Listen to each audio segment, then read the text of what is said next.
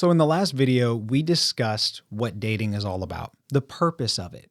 But the question is, what does the process of healthy dating look like? I think a lot of times we walk into dating with weird expectations, thinking that maybe it'll be quicker, or we think it has to look a certain way.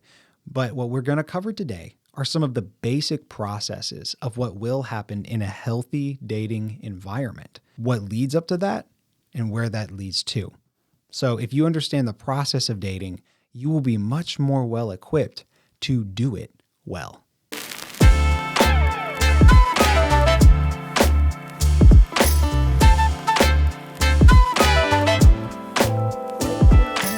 Hey, I'm Reese Maxwell from Thriving Man Life Coaching, and today we are talking about the process of dating. We've discussed how to find the right person. We've discussed what the purpose of dating is, but the truth is, if you don't understand the process, you can end up screwing it up. There are 4 basic phases of a romantic relationship that I think every relationship needs to go through in order to develop healthily. So let's talk about phase number 1. 1 is the talking phase. I think this is a more recent phenomenon, but I think it is important because if you're anything like me, the people around you really read into dating. So like the moment you say you're dating somebody, the moment you say somebody's a girlfriend or boyfriend, everyone's like almost, so when's the wedding? You know, like there's just so many stakes. The moment that you put that label on it, people make these assumptions that you've decided you've liked each other, you've learned a lot about each other, and you're ready to announce to the world you're together. It's ridiculous. So talking is simply finding out, do we like each other? Are we interested in each other? Do we have anything in common? You know, some of the big rocks of our life, the big priorities, are those the same? Do we like spending time together? It's that simple. It's a very casual phase. And this is the easiest phase to where, like, if you discover, oh, that's a big red flag, we should definitely not be together, you can bounce out right then. And you both really haven't invested so much into the relationship that it's a huge deal. Not everybody in your circles knows about it. The talking phase is like the reconnaissance mission. You know, you're just kind of getting a feel for each other. That's it. Phase 1 is that. But phase 2 is the dating phase. The dating phase is all about really the same principles as talking, but to a deeper level. You're really getting to know each other's worldview and values. You're really getting to invest more one-on-one time rather than in a group setting or in a big public place all the time. You're getting to know them at a deeper depth. And really the purpose of getting to know them at this depth is to see if you would like to marry them. That's the purpose of it.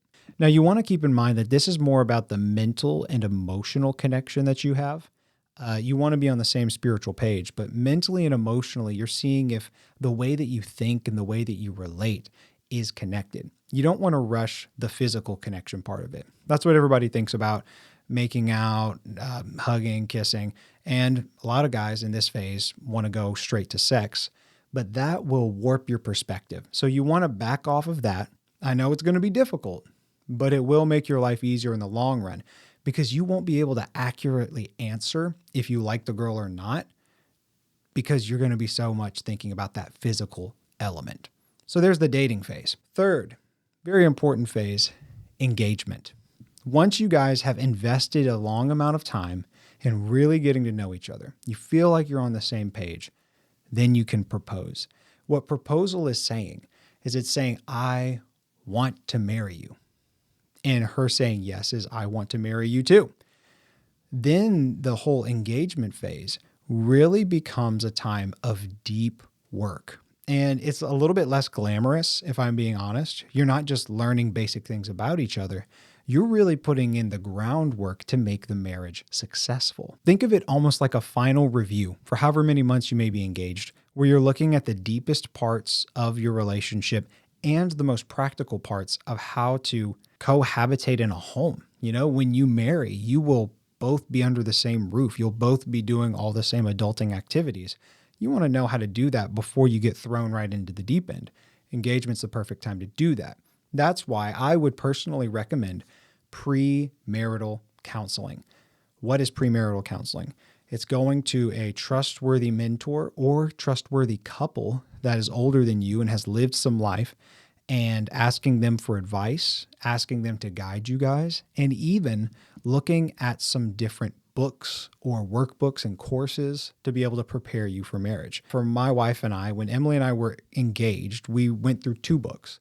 We went through the book Saving Your Marriage Before It Starts, which has a guy and a girl workbook, which was really good. If I'm being honest, we didn't finish the whole thing, but the parts we did go through really did help us. And then 2 is Financial Peace University by Dave Ramsey. So one was more for relationship preparation, and then the other was for financial preparation. So that really helped us at least start asking the right questions before we entered into marriage. Finally is marriage itself. Marriage, you have to remember, is not the end. It's the start of the journey. Think of a marriage kind of like a great adventure into space. You're going to places that are completely unknown. Well, talking and dating and engagement is all about setting up a foundation for a good liftoff. And marriage is the liftoff itself. It's not the end of your journey. It's the beginning of the real journey. The reason you spend so much time in the talking, dating, and engagement phase is to really be sure that you're sure that you're sure that you are going to want to go on this journey with this person. Because if the answer is no, then you don't want to commit the rest of your lives to each other. You want to keep looking for the right person. You know, if you're about to get on a spaceship and you see a wing's missing or a thruster's just gone, you're going to be like, ooh, hold on a second here. Let's back up a little bit and do some more groundwork. It's the same way. Like if you're in engagement and you're like, ooh, okay, I was really excited up to now, but I'm super hesitant at this point. That's good to know. You don't want to start a whole journey on the wrong foot. Now, that doesn't mean you're perfect, and I'm not saying that you will be, but you want to make sure that you're set up for success because marriage is the adventure. Everything else is prep work. My sister had a friend of hers who in college met a guy, and they got engaged in like 2 months. Really rushed through it, really skipped most of the phases that we just talked about. And unfortunately, they divorced within a year of getting married. What they had done is they hadn't set up the groundwork that they needed. And so the relationship crashed and burned. I do not want that to happen to you. So be aware that all 4 of these phases are important and you don't want to rush it. So you hang out and talk to see if you want to date. You date to see if you would like to marry. You get engaged to prepare for marriage. And then you start the journey of marriage on the right foot. Those are the 4 phases. And this is what puts dating in the proper context. Hopefully that gave you a lot of insights and helped you. And if you know somebody that this could help, please share this video or podcast with them. We would love to get this out to as many people as possible and help as many people as possible. And if you want more resources to help you succeed in the areas that really matter, go to thrivingman.com. There's a ton of stuff we've created there just for y'all. And I'll see you in the next video.